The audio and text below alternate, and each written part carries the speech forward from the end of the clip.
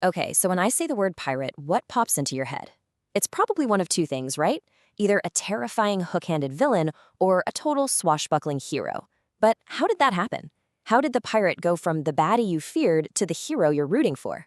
Well, in this explainer, we're going to chart that exact journey, and it's a wild ride through pop culture. So let's start with a really simple question. What is a pirate? I mean, the classic answer is pretty straightforward, right? An outlaw on the high seas. But the modern answer, the one we get from these huge, iconic stories from Japan and the US, oh, it is way more complex. And honestly, a whole lot more interesting. And yeah, this slide just lays it out perfectly. On one hand, you've got the classic villain. Think Captain Hook. Cruel, greedy, totally obsessed with power. I mean, this guy is straight out of your nightmares. But then, on the other hand, you have the modern hero, someone like Monkey D. Luffy. He's all about adventure, friendship, and chasing your dreams. The difference is just, it's so massive, it's like we're not even talking about the same thing anymore. So what gives? How did we get from there to here? Well, to really get this transformation, we gotta look at the captains who totally redefined the job description. And there are two characters in particular from completely different sides of the world who are just perfect examples of this new age of piracy.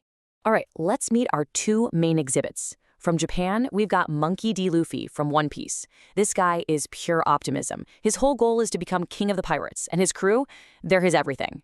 And then, from the US, you have the one and only Captain Jack Sparrow from Pirates of the Caribbean. He's a total trickster, right? He survives on his charm and his wits, always talking his way out of a jam to protect his own freedom.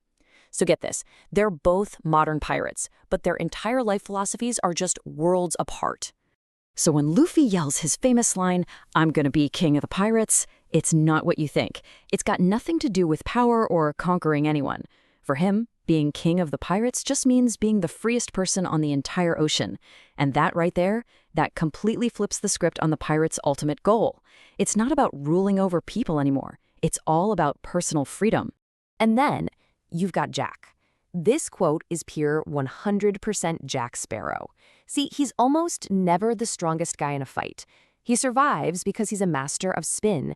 He doesn't muscle his way through problems, he just changes his attitude about them. He uses his wit, a bit of deception, and a whole lot of talking to turn a complete disaster into an advantage. He is the definition of an anti-hero trickster. Okay, so Luffy and Jack are our two big signposts here, but they're part of a much, much bigger world. It turns out you can pretty much sort all modern pirates into a few key types, or archetypes. So let's zoom out a bit and see what the whole map looks like.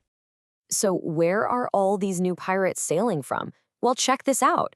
This chart shows that a whopping 50%, half, of all modern pirate characters come from Japanese anime and manga. Yeah, film and games have their fair share for sure, but it is absolutely clear that Japan is the one steering the ship when it comes to shaping what a pirate looks like today. And across all these different shows and movies and games, we see five main types keep popping up. First, you've got the cheerful adventurer. That's our Luffy. Then there's the righteous rebel, the pirate fighting for a cause. You've got the anti-hero trickster, Jack Sparrow, to a D. There's also the noble hero, who's a bit more of that classic do-gooder type. And of course, the family-friendly pirate for the kids. It's amazing, really. The old one-note villain has just exploded into this whole fleet of different personalities. Okay, now we get to the real heart of it all, Japan versus America. Because even though you see these same archetypes in both places, the values driving them are, well, they're oceans apart. And this isn't just about different animation styles or something. We're talking about a deep, fundamental difference in philosophy. This table really breaks it down. Look at Team Japan with guys like Luffy. Their core value is all about community, about shared dreams. Their main goal? To build a totally new, better world with their crew. Now, look at Team USA with Jack Sparrow. It's all about individualism and being self-reliant. The goal isn't to build something new, it's to rebel against the old system. For American pirates, a crew is often just a group of allies who are useful right now. For Japanese pirates, the crew is family. And that last point brings us to a really, really important word, nakama. There's just no perfect one-word translation for this in English. It's so much more than friend or crewmate. It's this idea of a bond that's even deeper than family, one that's created by going through tough times together and chasing the same dream. For a character like Luffy, his nakama, they are the entire reason he's a pirate. This single concept is the absolute heart of the Japanese pirate story. So, all of this brings us back to our big question. If these modern pirates aren't just after chests full of gold, then what are they after? What's the real treasure on their maps?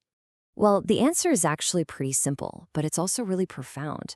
The treasure isn't gold anymore. It's not jewels or buried chests. The real treasure, the ultimate prize for every modern pirate, from Luffy all the way to Jack Sparrow, is one thing: freedom. That's it. That's the one thing that connects them all. But, and this is the final, most important piece of the puzzle, that word freedom means two totally different things depending on where you are.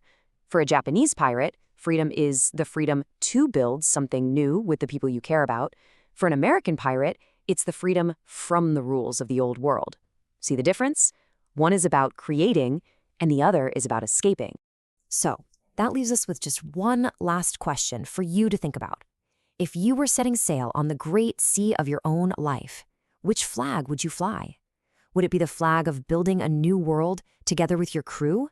Or would it be the flag of breaking free all on your own? The answer, I think, says a lot about the treasure you're really looking for.